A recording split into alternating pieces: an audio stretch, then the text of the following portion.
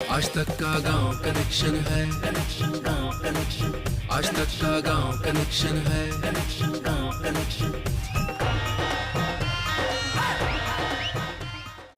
गांव की अनकही बातें आपको बताता हूं मैं, जो भूल आए वो वापस आपके पास लाता हूं मैं। नमस्कार, मेरा नाम है नीलेश मिश्रा और आप देख रहे हैं आज तक का गांव कनेक्शन। चलिए देखते हैं कि अगले आधे घंटे में हम किन किन लोगों से मिलेंगे और किन किन कहानियों से रूबरू होंगे। चलिए एक ऐसे गांव जिसे एक आईपीएस ने दिलाई नई पहचान। मिलिए जड़ी बूटी की खेती करने वाले लखपति किसान से। देखिए कैसे सीसीटीवी ने बदल दी एक गांव की तस्वीर। हरियाणा में एक गांव है इस्माइला। दिल्ली हिसार रोड पे बने इस गांव की ये खासियत थी कि यहाँ पर बड़े लंबे तड़ंगे लोग पाए जाते थे, लेकिन यहाँ जाने से लोग बहुत डरते थे। इस गांव की छवि बहुत अजीब सी थी। गुनाह की तरफ यहाँ के लोग आकृष्ट हो रहे थे। दिल्ली और उसके आसपास में काम करने वाले गैंग अक्सर यहाँ के युवकों को अमीर होने के सपने दिखाकर क्राइम की ओर, अपराध की ओर उन्मुख कर लेते थे। लेकिन एक दिन यहाँ पर बदलाव की हवा आई। एक आईपीएस अधिकारी ने ऐसा प्रयास शुरू किया जिसने इस गांव की तस्वीर बदल दी, इसकी छवि बदल दी और यहाँ के इन युवाओं की जिंदगी बदल दी।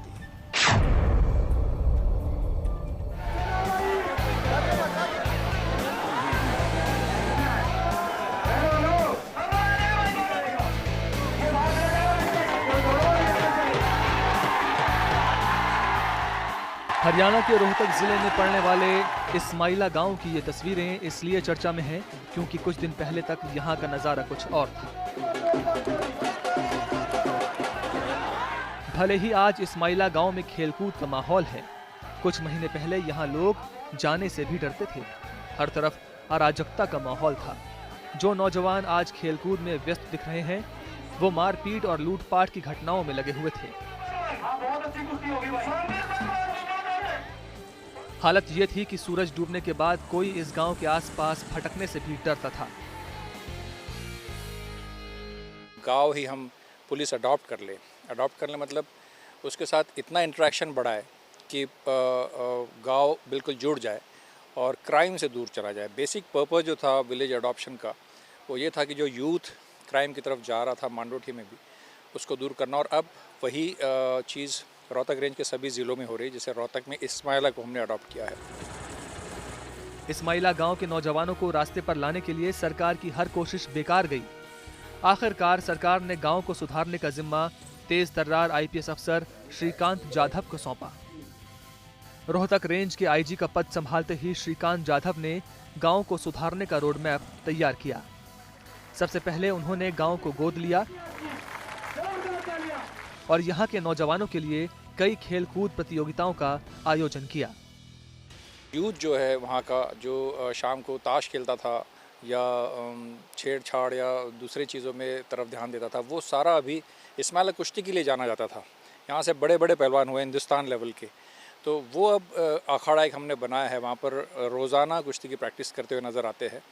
जो मारपीट के या झगड़े के मामले थे उसमें भी पिछले 3 महीनों का ग्राफ क्राइम का देखे तो उसमें एकदम भारी गिरावट आई है। बहुत अच्छी मुहिम चलाई, गांव को गोद लिया आईजी ने, उनके साथ गांव ने सहयोग किया। भाई जो भी युवा साथी थे सबने बढ़ चढ़कर भाग लिया उसमें। भाई गांव का बहुत कुछ सुधार हुआ है। शराबी तत्व थे, जो मतलब अपराधी थे, वो भी छुपने लग गए, भागने लग गए, क्राइम भी कम हुआ है।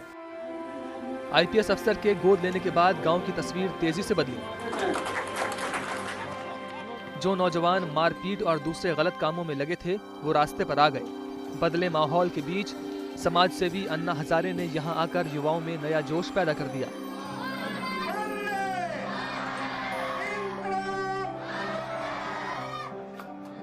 वो कहते हैं ना, किसी बदलाव की शुरुआत एक सोच से होती है।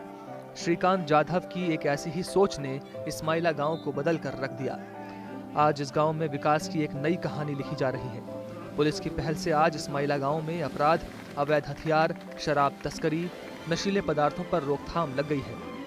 आज ये गांव दूसरे गांवों के लिए मिसाल पेश कर रहा है। सुरेंद्र सिंह, रोहतक, आज तक। जिंदगी बदलने की सोच अक्सर मिलती है गांव में। ऐसी सोच जिससे आप चाहे शहर में रहते हो या गांव में बहुत कुछ सीख सकते हैं। उत्तर प्रदेश में एक गांव है नरोत्तमपुर। वहां पर एक किसान ने जो पारंपरिक खेती होती है उसका रास्ता छोड़ा और औषधीय दवाएं बनाने का काम उठाया। उन्होंने खेती करनी शुरू की, कई सारी करीब 95 दवाओं को बनाने का लाइसेंस लिया, एक क्लिनिक खोला और 3 दवाओं का तो पेटेंट तक ले लिया। कितनी बड़ी सोच एक गांव में रहकर। चलिए मिलते हैं इस किसान से।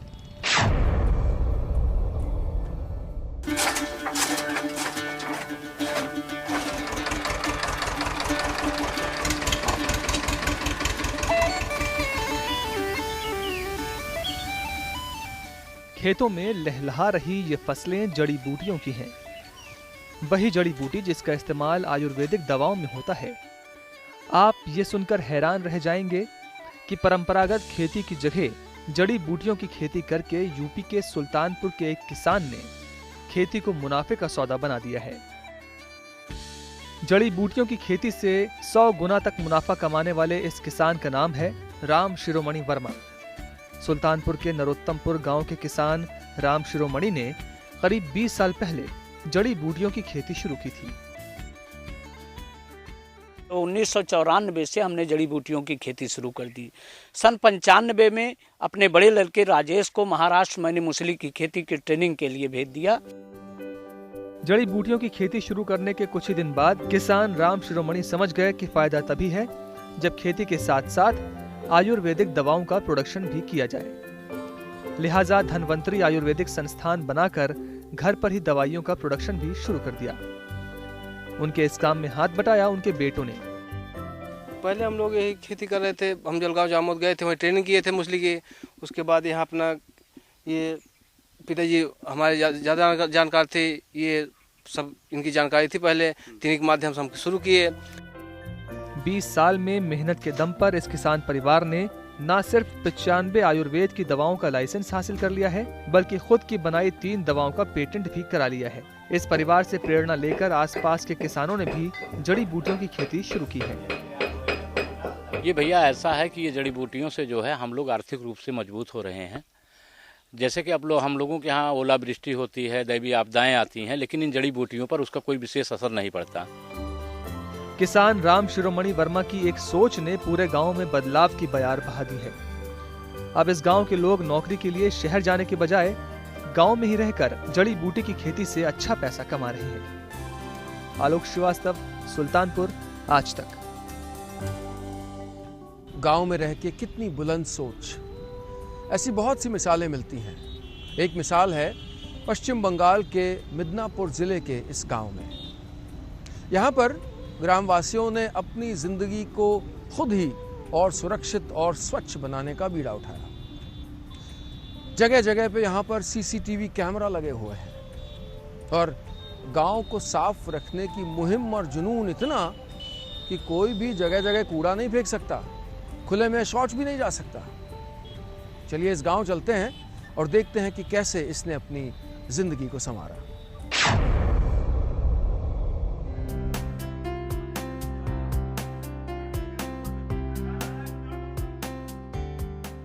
पश्चिम बंगाल के पूर्वी मिदनापुर का एट्टा मोगरा गांव। चंद महीने पहले तक इस गांव में गंदगी ही गंदगी थी, लेकिन पंचायत के एक फैसले ने गांव का कायाकल्प कर दिया। सड़कें चमकने लगी, गांव से कूड़े का नामो निशान मिट गया। अब इस गांव में कोई खुले में शौच नहीं जाता है, ना ही खुले स्थान पर कूड़ा फेंकता है। स्वच्छ भारत मिशन, ये जो कर्मसूची हमारा देश में चल रहा है, तो हमारा ये जो ग्राम पंचायत है महिषादोल पंचायत समिति पूर्व मेदिनीपुर जिला और हमारा ग्राम पंचायत ईटा मोगरा टू ग्राम पंचायत, ऐसी जो कर्मसूची है, इस कर्मसूची में हम लोग 100% टॉयलेट ब्लॉक, हर घर में शौचागार है। गांव में सफाई के लिए पंचायत ने कड़े नियम बनाए हैं। कूड़ा उठाने के लिए एक वैन का इंतजाम किया गया है। सुबह सुबह ये वैन हर तरफ से कूड़ा लेती है। दिलचस्प बात यह है कि अगर कोई पंचायत का आदेश नहीं मानता है तो उस पर 500 से लेकर 1000 रुपए तक का फाइन लगाया जाता है। सॉलिड लिक्विड वेस्ट मैनेजमेंट, अर्थात जो हर घर में जो पचनशील अपचनशील जो पदार्थ होता है, ये पदार्थ हमारा जो कलेक्शन वैन जाता है हर घर में, व्हिसल बजाता है। आदेश को लागू करवाने के लिए पंचायत ने गांव के चप्पे चप्पे पर सीसीटीवी कैमरे लगवाए हैं। हर शख्स पर कड़ी निगरानी रखी जाती है। सीसीटीवी के डर से गांव में क्राइम का ग्राफ भी तेजी से गिरा है। साफ सफाई में मिसाल कायम करने के लिए गांव को राष्ट्रपति अवार्ड से भी नवाजा गया है। तपस घोष के साथ मनोकिया लोईवाल, कोलकाता, आज तक। अक्सर जब कोई उनकी नहीं सुनता तो गांव अपनी जिंदगियां खुद संवारने लग जाते हैं। हमें ज़रूरत है ऐसे गांवों से सीखने की, खुद भी सक्षम बनने की, अपनी जिंदगियों में बदलाव लाने की। हम अक्सर सुनते आए हैं कि गांव बदलेगा तो देश बदलेगा।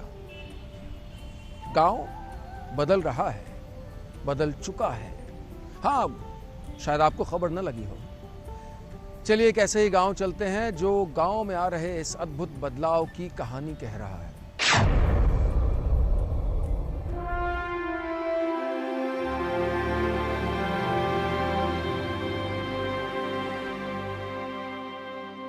पहले आप दुनिया के इस 7वें अजूबे को जी भर कर देख लीजिए।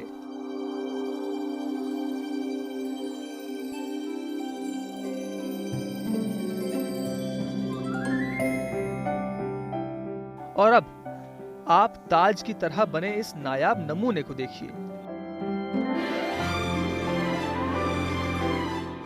इन दोनों इमारतों में करीब 150 साल से ज्यादा का अंतर है, लेकिन दोनों के बनने के पीछे की कहानी करीब करीब एक है। ये दोनों ही इमारतें मोहब्बत की निशानियां हैं। आगरा के ताजमहल को सालों पहले जहां मुगल शहंशाह शाहजहां ने अपनी बेगम मुमताज की याद में बनवाया था, वहीं बुलंदशहर के कसेरा कला गांव में बने इस ताजनुमा इमारत को फैजुल कादरी ने अपनी बेगम से किए गए वादे को निभाने के लिए बनवाया है। आगरा के ताज को बनाने में जहां शाहजहां ने खजाना लुटा दिया, वहीं फैजुल कादरी ने अपनी जिंदगी भर की कमाई लगा दी। अफसोस, पैसे के अभाव में वो इसका निर्माण पूरा नहीं करवा पाए। बुलंदशहर के एक छोटे से गांव में बन रही इस इमारत की खबर जैसे ही मीडिया की सुर्खियां बनी, जिले की डीएम हकीकत जानने मौके पर पहुंची। बात सूबे के सीएम तक पहुंची तो उन्होंने कादरी साहब के जज्बात की कद्र करते हुए इमारत के पास ही एक स्कूल बनाने का ऐलान कर दिया। कादरी साहब ने मिसाल पेश करते हुए फौरन अपनी जमीन स्कूल के लिए दान कर दी। लड़कियों के स्कूल का मैं उनकी हालत देखता हूँ कि मेरे अड़ोस पड़ोस में कहीं दूर दूर तक लड़कियों का स्कूल नहीं है। हमारे खुद भांजी ये वो स्कूलों में जाते हैं, सुबह को जाते हैं और शाम को रात को आते हैं, और माहौल आजकल का ख़राब है। तो मैंने सोचा कि भाई मेरे गांव को और आस पड़ोस के गांव को भाई इतनी सहूलत हो जाएगी कि उनकी बच्चियां वहीं अच्छी तालीम पाएं। कादरी साहब लोगों से पैसे मांगकर अपने इस अधूरे ताज का निर्माण करवाना नहीं चाहते हैं, लेकिन स्कूल के लिए जमीन दान देकर उन्होंने इंसानियत की जो मिसाल पेश की है वो काबिले तारीफ है। मुकुल शर्मा, बुलंदशहर, आज तक। भारत के गांव की अनकही कहानियां, वो बातें, वो मुद्दे, वो चुनौतियां, वो चमत्कार जिनके बारे में शायद और कोई नहीं बात करना चाहता, जिनके लिए गांव महत्वपूर्ण नहीं है। हमारी कोशिश है कि गांव को फिर से महत्वपूर्ण बनाएं, गांव को बातों में, यादों में, फिक्र में, जिक्र में वापस लाएं। यही हमारी कोशिश है और मुझे बड़ी खुशी है कि इस कोशिश में आप बहुत बड़ी संख्या में जुड़ रहे हैं। टीवी पे ये सफ़र निरंतर चल रहा है, अखबार पे गांव कनेक्शन अखबार के साथ यही हमारी कोशिश है कि भारत का उसके गांव से रिश्ता बना रहे, गांव से जुड़ी संवेदनाएं गहरी होती रहें। जो गांव के मुद्दे हैं, गांव की मुश्किलें हैं, जिनके बारे में कोई नहीं सुनना चाहता, कोई नहीं कहना चाहता, उनको मुखर रूप से कहा जाए। इस सफ़र का हिस्सा बनिए, क्योंकि अगर गांव है तो भारत है। अभी चलता हूं, जल्दी वापस लौटूंगा, क्योंकि आपको और हमको बनाए रखना है आज तक का गांव कनेक्शन। आज तक का गांव कनेक्शन है, आज तक का गांव कनेक्शन है।